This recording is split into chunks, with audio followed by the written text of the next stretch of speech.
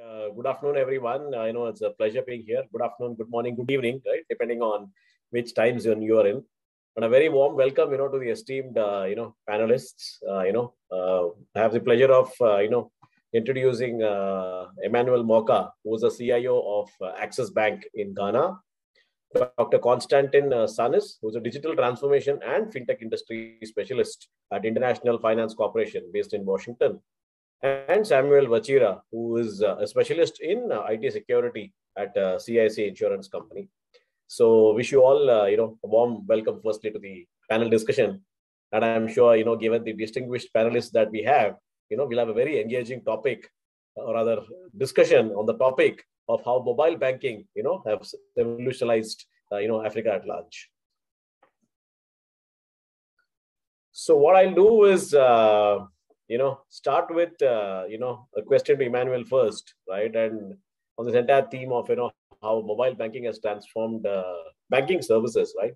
So Emmanuel, if you can just, let the audience know, right, that with the crisis, taking center stage in the last couple of years, how mobile banking, has redefined enterprise to customer transactions and what strategies, banks need to deploy to scale up these digital reforms.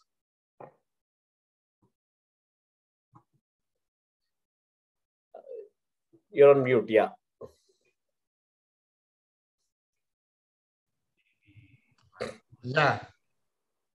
Yeah, so thank you very much, moderator, and thank you to BFSI for having me on set this morning. It's a great pleasure to be here. I hope, okay, yes, I'm no longer on mute. So it's a great pleasure to be here. Yes, so we are here to speak about digital banking in Africa and how the mobile banking has transformed banking services. We are all aware about what has happened these past 2 years, how the entire world has been shaken, by the pandemic, and so for things that were not planned for. But hitherto to say that for so many banks who were proactive enough to have started a digital journey, we were able to find respite around the pandemic. So a lot of banks, especially in Africa, because of the slow pace to adapt. So you find out that the journey was now hastened up by the pandemic. And so the journey is similar to, because what we used to have in Africa is a lot of bricks and mortar, everything was manualized. So over here in Africa, especially in West Africa to be precise, a lot of the pensioners are happy to go to your banking hall and be served by a teller while reading the news for the day. And they can get home and, gist their friends that I was at social bank today and they were very, very good to me, But things are changing. We now have the millennials, we have the Gen Z, and we cannot but begin to now shift from the manualized and the brick and mortar, the in-plant kind of visit to a more digital form. So what banks have done in Africa is to begin to now build their digital journey, So we started from different landscape.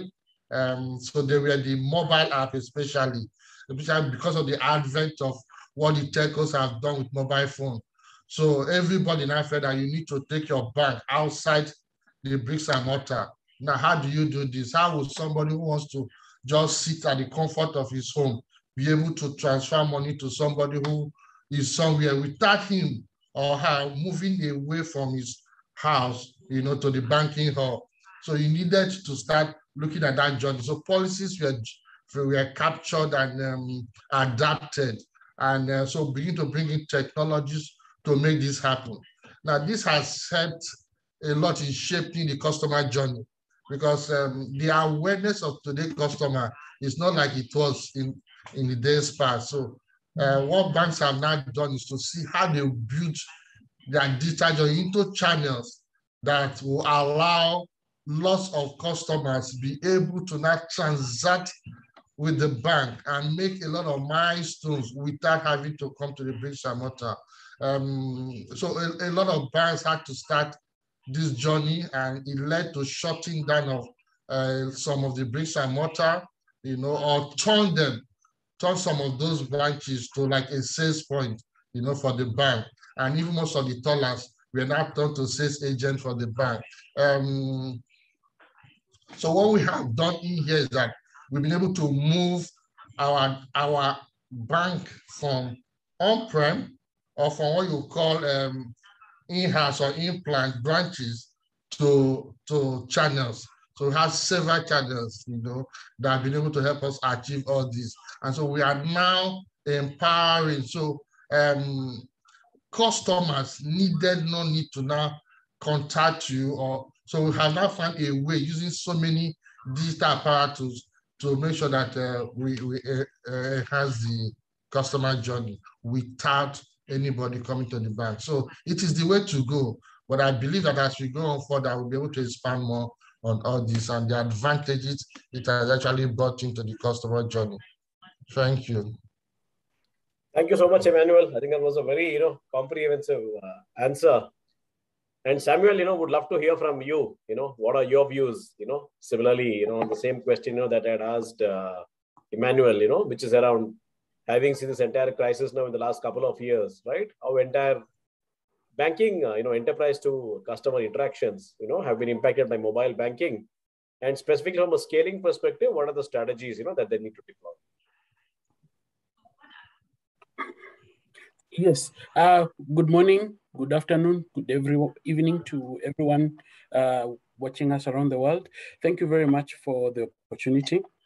And again, thank you for BFSI for this wonderful opportunity to air my views. So I have been in IT industry for quite a number of years, and the shifts in technology, the shift in the perception of the technology has been very, very great. And just talking to the question on mobile banking and basically technology and how it has impacted the customers. What we have seen, and especially in East Africa, and specifically in Kenya, let us use the case of Kenya, because we have embraced mobile money transfer with the advent of M-Pesa. And I think M-Pesa has become now like a study for the rest of the world on how to provide money or services through mobile devices. So the banks and the banking sector basically was caught by surprise, because now we have mobile network operators, we have fintechs who have now come in and are eating their chunk. They're eating their lunch, so to speak.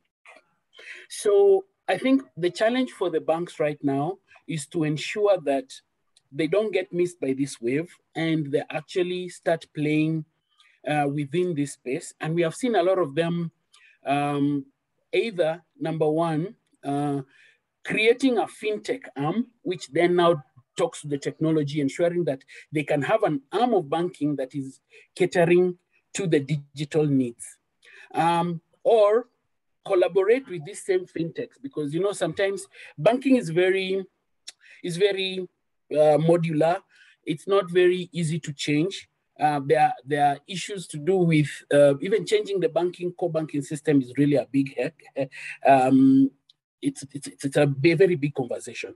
So rather than compete, the way I look at it, the easiest way for banks to be able to get on this wave is actually to collaborate, get into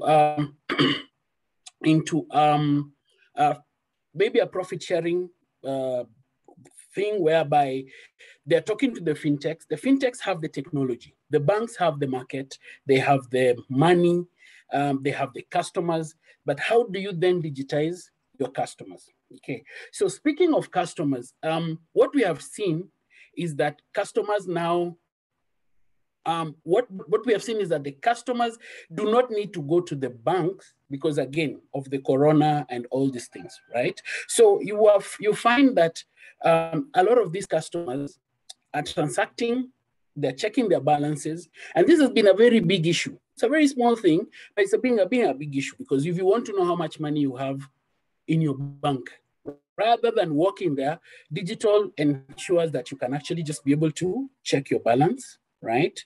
You can do your inquiries. All your inquiries can be handled from a digital platform, right? So mobile banking has redefined the way people are doing business. And so banks also need to start now shifting to ensure that they're giving more priority to serving these customers. And the way I look at it, customer satisfaction goes to the top of the list of what banks should actually be concentrating on, because a happy customer will come back, a happy customer will transact, a happy customer will refer theirs, yeah, and a happy customer will bring more money to the bank.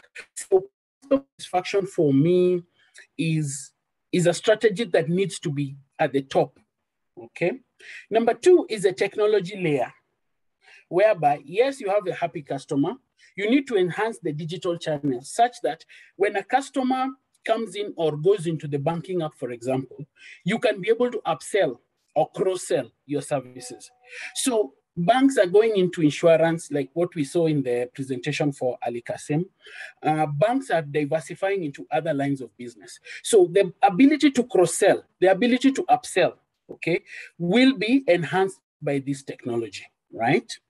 The other thing that we need to look at is the security. So I work in the IT security, in the InfoSec industry, and we have seen a lot of these issues where the young ones, the digital age, right? The people who are now near the new bankers are the young ones. They're the ones who have the energy. We have them, and they also have the technical expertise. They're actually hacking these banks, and they're actually getting away with a lot of money. So how do you secure these systems? So let me not call it systems. Let's say the ecosystem, the banking ecosystem. Okay, because being very traditional, be very secure. Then you're exposing your bank into tech, right? So there has to be a security mechanism that you have to build in to ensure that, number one, the transactions are safe. You can assure the banks, the customers, that their money is safe. Then also for regulators, they can actually trust you. So I think speaking to that, we can even just underline it by saying that the banks need to enhance the trust in the digital age. Thank you very much. Thank you very much, Samuel. I think the various aspects that you touched, whether it is about security, whether it is about, customer-driven, priorities, ensuring, that there is a rejig of, the focus areas. I think it was, again, a very comprehensive answer. Let me now go across to, Konstantin, and, since, he looks at it, from a different realm altogether, right? And so I think sitting in IFC, have a broader view. So Konstantin, I want to ask you the same question, right? Since we've seen how the pandemic has reshaped, the way we do business. So, from a mobile banking perspective, right? How do you think, across whatever you see, the spectrum, the wide variety of industries, enterprise to customer, banking, has been revolutionized by mobile banking. And from a scaling up perspective, from your experience, right, what are the strategies, that banks need to adopt? So Dipu, at this point, before speaking about my current experience, I want to say that before coming to the World Bank, I actually spearheaded the creation of the first digital bank in Nigeria for a couple of years. Okay, happy Allianze, so-called Allianze. So, I have worn different hats. And now, to be very specific and detailed, the points that Emmanuel and Samuel told are all very valid indeed. However, I want to extend the discussion and say that the revolution in the global banking sector started, from my opinion, from M-Pesa, okay? Because this is 15 years ago, before everyone spoke about fintech, before everyone spoke about anything else. With M-Pesa, before everyone spoke even about crypto and blockchain, we were able to do instant transfers with zero fees and help branchless banking before these words even existed. So first of all, and now, there are different discussions like I speak also with a WhatsApp group with Ali Kasim. And there is a wide discussion that even the central bank digital currencies that Nigeria is testing is essentially similar use case like M-Pesa. So again, from my point of view, and through many years of experience, M-Pesa is the main revolution. And okay, there are different variations of it. In this digital world, as Emmanuel mentioned earlier and Samuel as well, those who were more digitalized won. And I saw that even in the digital bank I was working before, but also to the banks that have extended digitalization plan. And that's why you see, this is a very interesting metric now. From the 10 biggest financial institutions evaluation in Nigeria, the 3 first are fintechs, okay? So you have the banks of 50 years, 100 years, 20 million customers, whatever, it doesn't matter anymore. The fintechs like OPay or InterSwitch are having bigger valuations. The world is changing very fast. This is because the fintechs start by default focusing on the customer. Okay? They make it easy. They don't have the legacy infrastructure. They don't have the legacy processes. They don't have the legacy branches. They just focus on making the customer jobs faster and better. So to the point, digital is winning. Customer experience is the main importance of this role. As we see so many digital banks, the next level is that the customers can switch very easily between banks for different products. So I expect a product focus rather than a bank loyalty. We will also see in the game, and we see it a lot happening, telcos, because they have the credit history and they can very easily engage in nano lending. We'll see also lending from companies that do embedded finance. Embedded finance means the companies that have a digital wallet or a financial nature, such as the e-commerce like Jumia or other companies that have customer data. We see Jumia doing some lending in Kenya. They're starting it in Ghana as well. So the world is moving very fast. Unfortunately, I like to call the banks sometimes dinosaurs because they move very slow, okay? So this is the game right now. Customer is king, data is the new oil, and digitalization is the game that banks need to play, enter very fast. And as Emmanuel told, channels, digitalization is the first step. The second step is going fully digital. From the culture, the operations, to have phygital banking. Phygital means physical and digital. And this is the way ahead. I will stop at this point and I will look forward to responding to the next question. Thank you. Thank you so much, Konstantin. Yeah, I think you're right about the fact that, M-Pesa was, quite ahead of its time. And I think, you hit the right, notes in terms of, covering various aspects of what banks need to do, given your experience in Africa, as well as, your current role, in IFC. So I was actually going to ask one more question on, the metrics, but given that we have only 20 minutes, I'm just going to, jump to the question on, social media. So Emmanuel, I come back to you, which is, around how social media, is helping redefine mobile banking. And as we understand, roughly 17% of Africa's population, as in 17, there are active, social media users.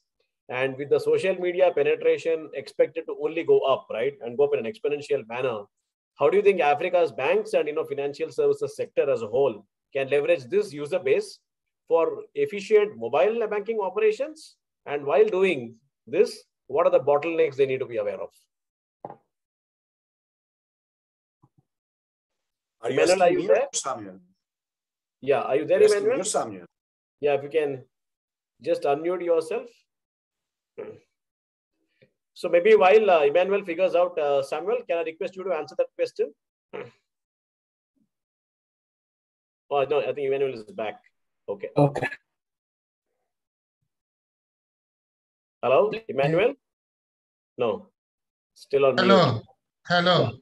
Yeah. Sorry, I had some issues. What's your question? Yeah. Can I ask you the question again? Yes, please. Yeah.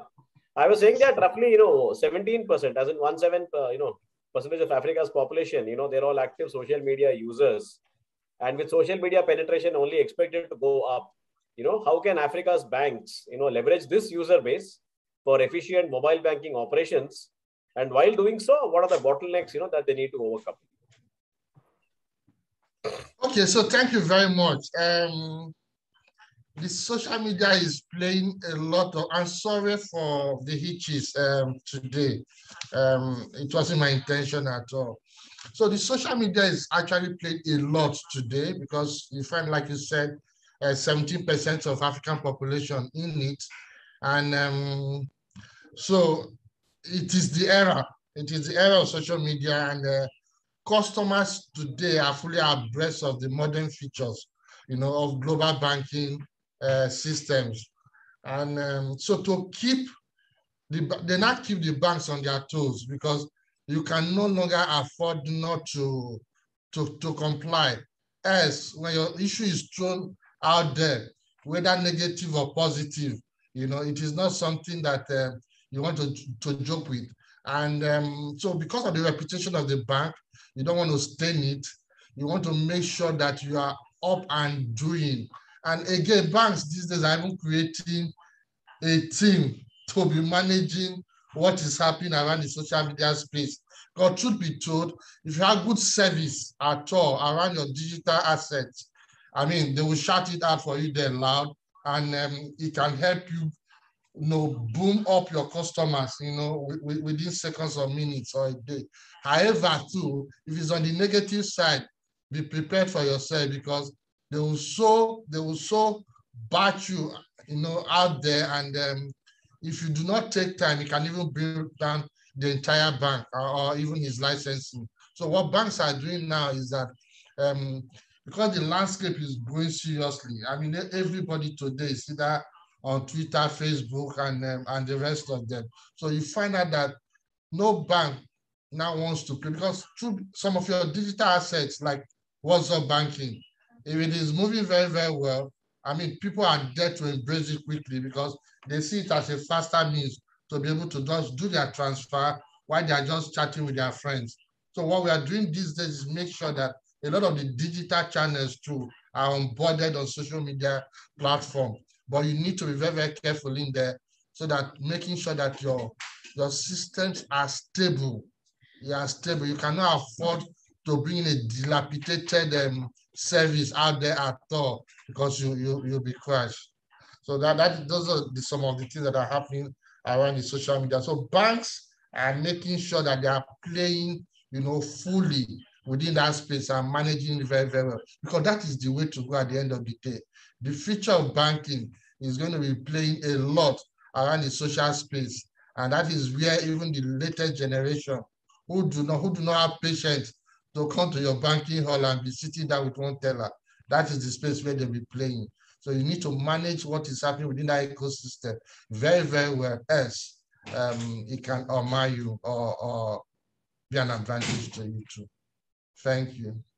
Thank you, Emmanuel. And over to Samuel. Samuel, if you can just share your views, on this entire aspect of social media, how the banks can leverage this, to make their operations efficient, and also ensure that they are cognizant of the roadblocks which emerge. Thank you very much. I think I touched a bit on it earlier, but I will say a few words to this.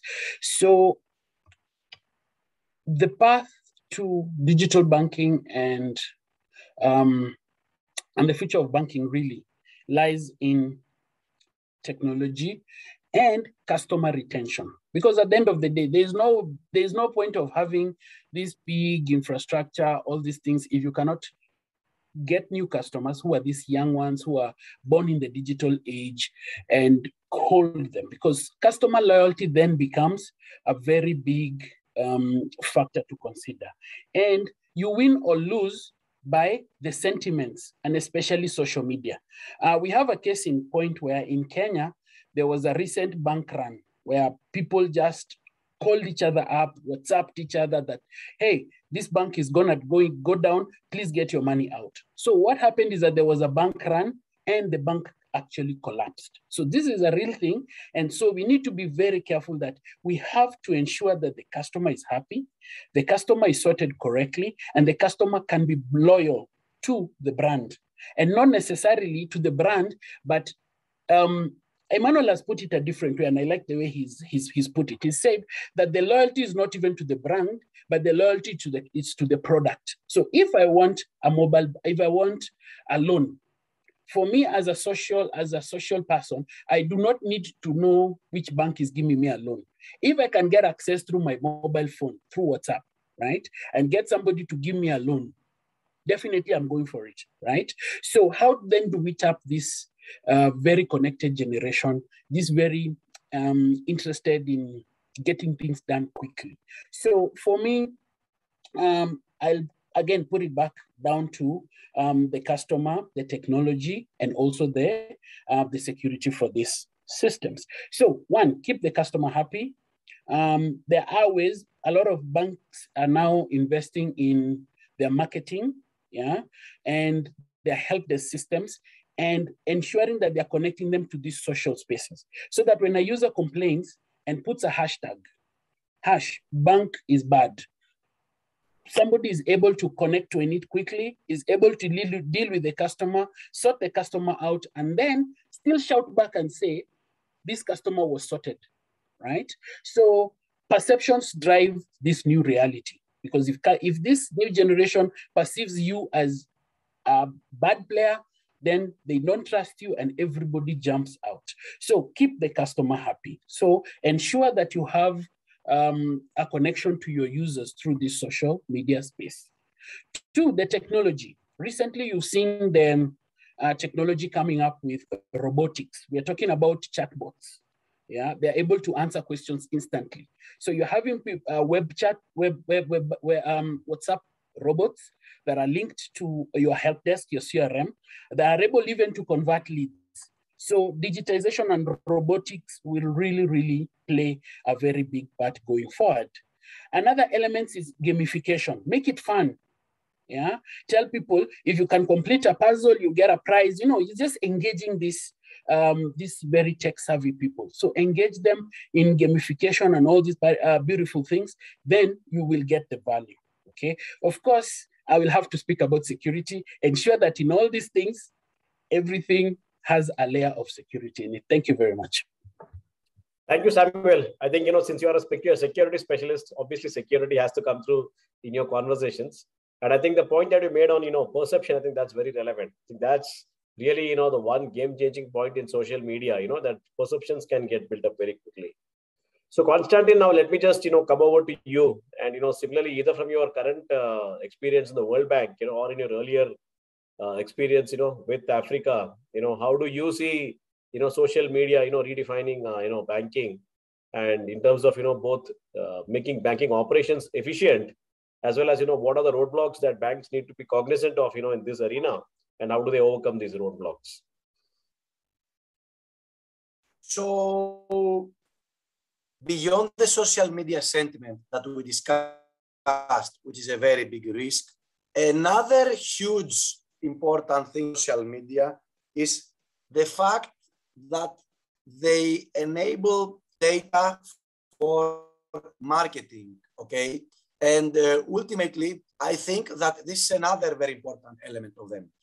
This is because a lot of credit scoring models for excluded persons, financially excluded, are based on social media ranking and usage and so on.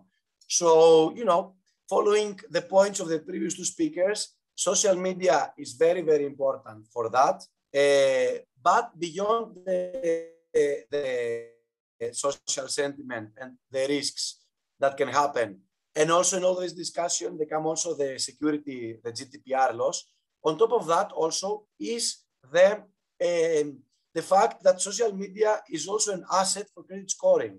And I would like to highlight that a lot, because you will see that some winning companies are actually doing lending based on credit scoring on through social media. You see the number of friends, the number of interactions, the language you use, and so on. So I agree with all the points, and I extend the points by saying that social media is here to stay, is very important, different social media are important, from Facebook to WhatsApp to LinkedIn. In Nigeria, there are more LinkedIn users than Facebook users, which is very interesting.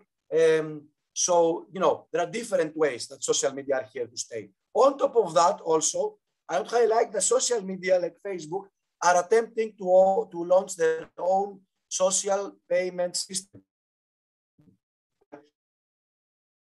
So this is another new element that is coming. We know the story with Libra from Facebook that changed their names. You know how it happened. But imagine if Facebook users can do payments directly themselves. I mean, this is another game changer. So social media, let's say, they are owning data. They own a lot of information and intelligence, and that's very, very important in different ways.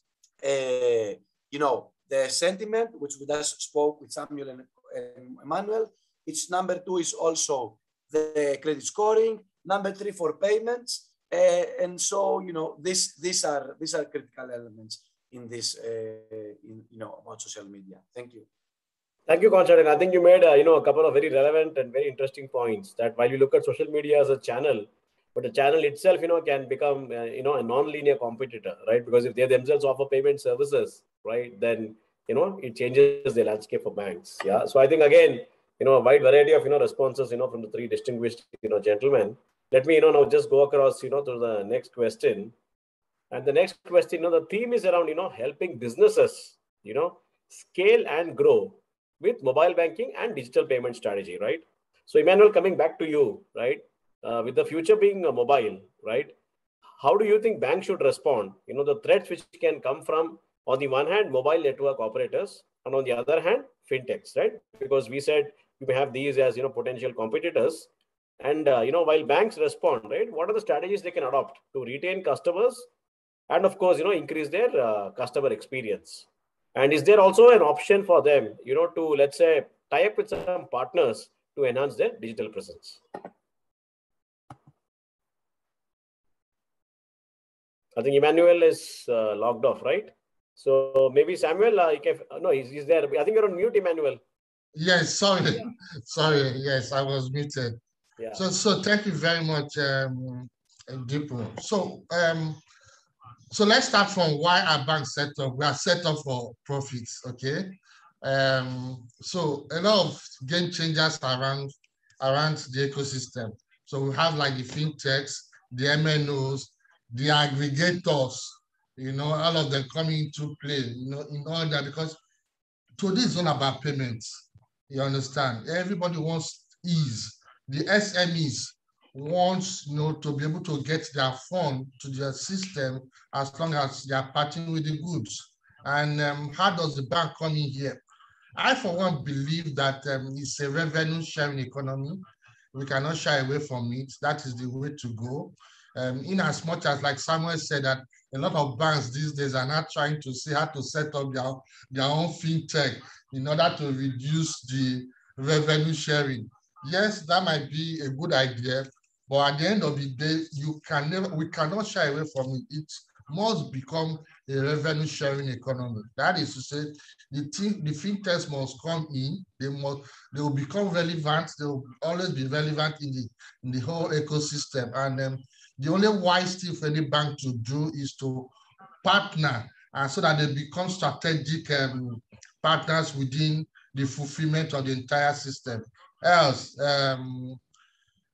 because number one is that for today, regulators still have not given the fintechs the ability to, that's okay, they can hold the fund, okay? So it's going to pass through that channel, it's still going to come back to the bank.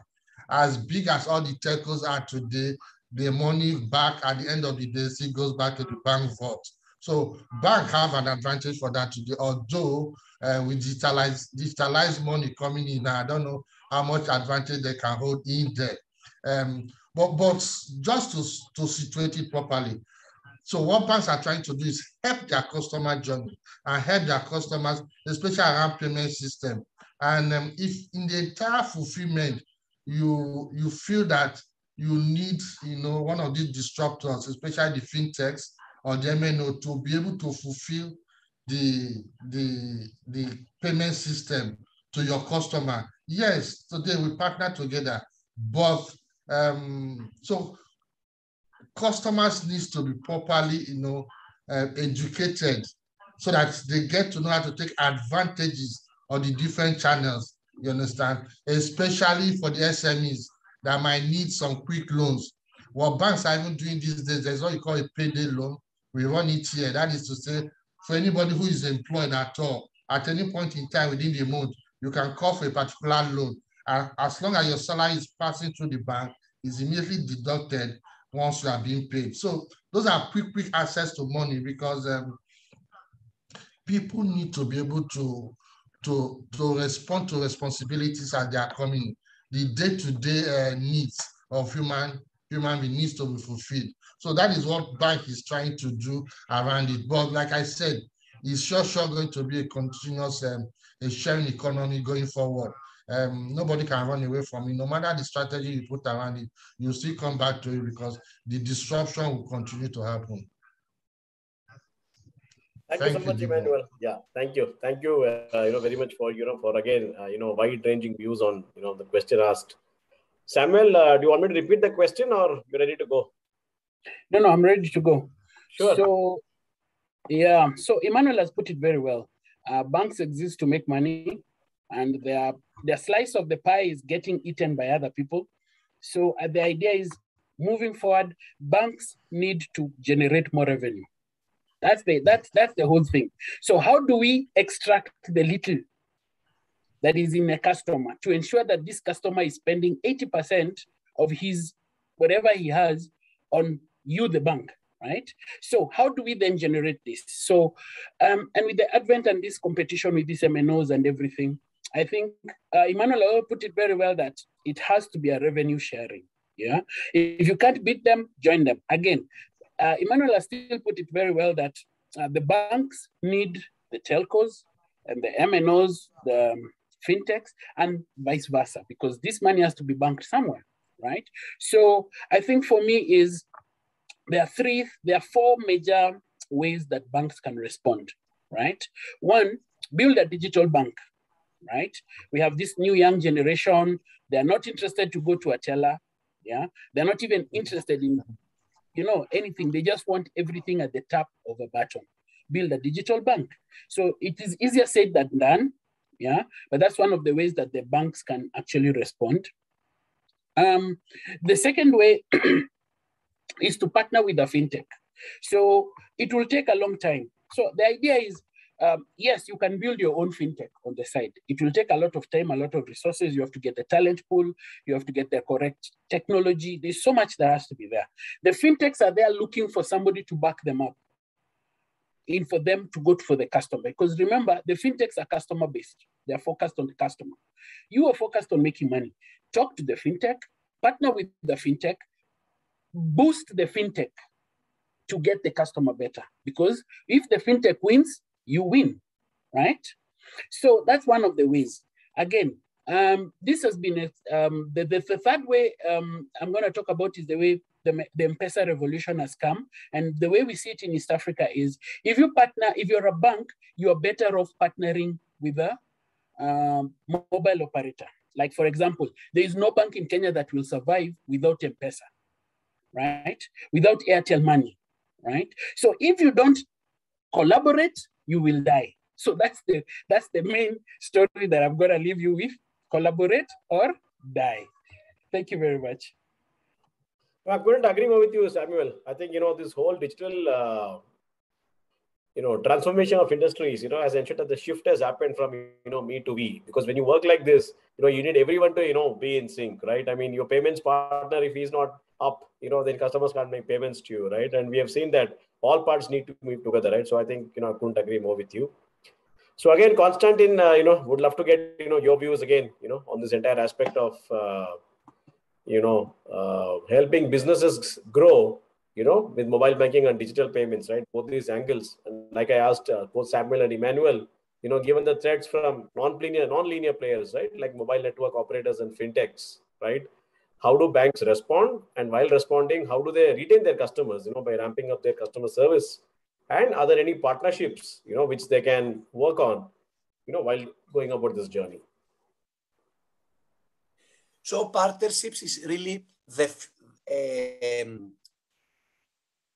strategic option for the banks, both in the likes of telcos, as Samuel and Emmanuel mentioned, because the telcos can actually act as the front end to the lending process, okay?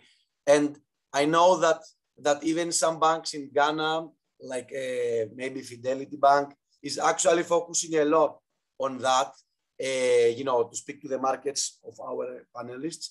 And I know that, MTN is launching specific digital banks with a front end in 5 or 6 African countries, Momo, it's called. So, the banks don't have so much the option, they have the obligation to actually partner in some cases with telcos. On top of that, there are different types of partnerships with fintechs for unique product development, okay? Because the fintech can bring a culture of innovation. So that's the other thing. So the one is with telcos for data and for the front end of the lending process. The other type of partnership can be with fintechs to actually enable, an innovation culture of innovative products. And a third also layer where they can partner is as Jumia, a partnership with e-commerces like Jumia, where they can actually enable different types of financing. So partnerships is really the way forward. Of course, there are some legal implications over there. The banks need to form new departments and so on.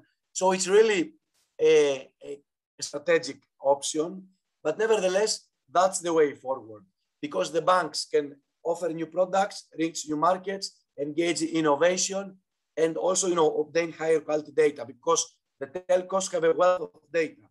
So these are the on partnerships and how to move ahead. Thank you very much. Thank you so much, Konstantin. Yeah, I think, when you look at it, earlier you had conglomerates, and today I think you have ecosystems, which obviously means, that you have to basically work in partnership, with players across the entire spectrum. And I think, that's clearly the way ahead for corporates. I also want to add here, we don't speak so much about competition, but about co-opetition, meaning collaboration and competition together. That's the only way to move forward. Yeah, thank you. Thank you so much, Konstantin. So we are about 4 minutes ahead of our scheduled stop of the session, and the organizers have requested us to continue for about 5-6 minutes, because there was one question to be asked. So let me just ask you one question and quick answers from all of you, which is linked to the whole aspect of what we started with, which is about how mobile banking has transformed banking services. So one is around what are the key metrics, right? Which CIOs need to measure to ensure that the mobile banking strategy is foolproof, and also how do we ensure that we transition from an in-person to a hybrid approach, which is seamless. So coming back to you, Emmanuel, and if you can just share your views, and then I'll go around to the others.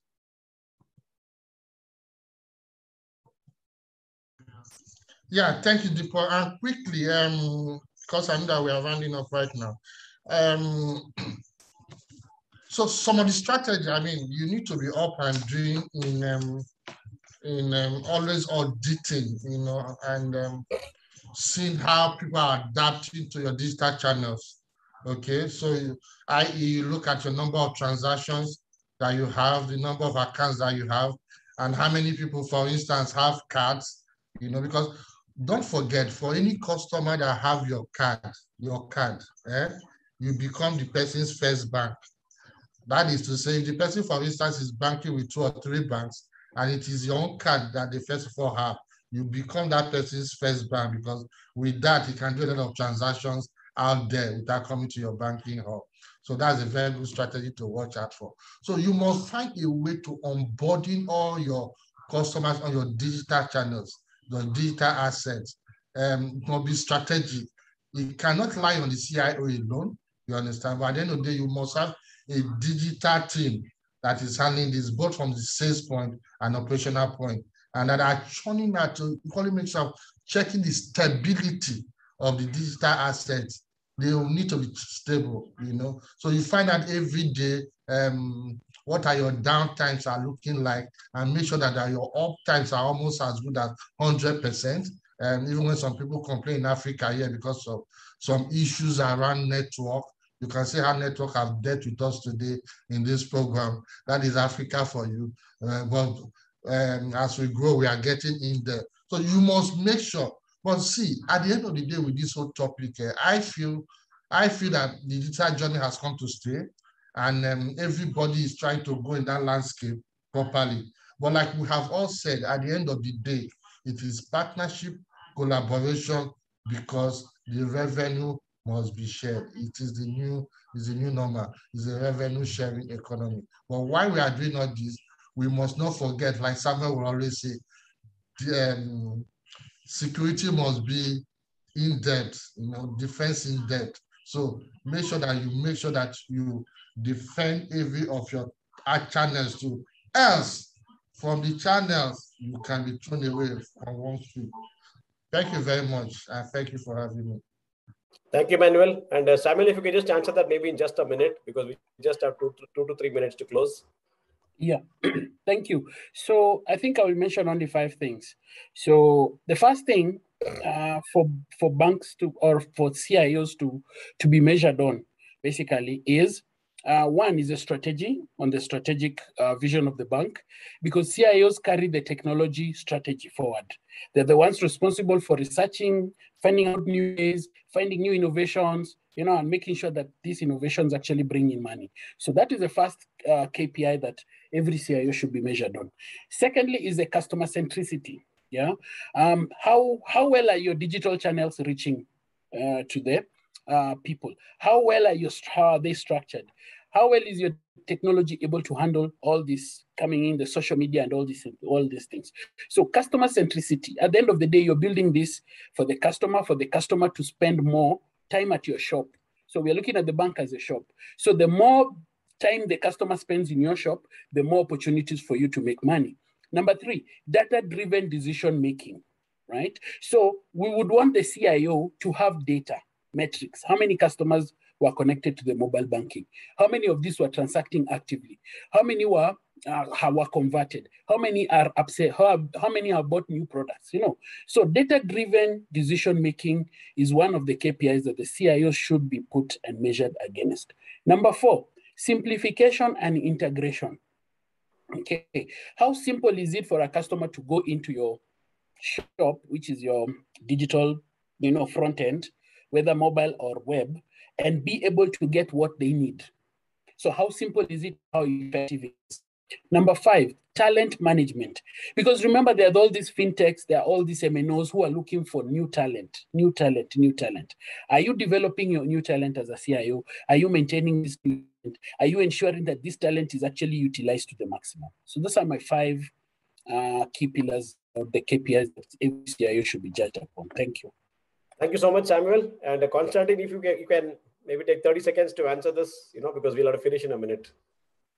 Thank you, Dipu. Look, I agree in all of that, but also one very important metric we have missed is the data quality, okay? And myself, I know that the data quality is an issue. I remember being in many banks in Ghana, Nigeria, in different, Uganda, Kenya, and I would see this big stack of papers in some offices. All of this is data for the customers.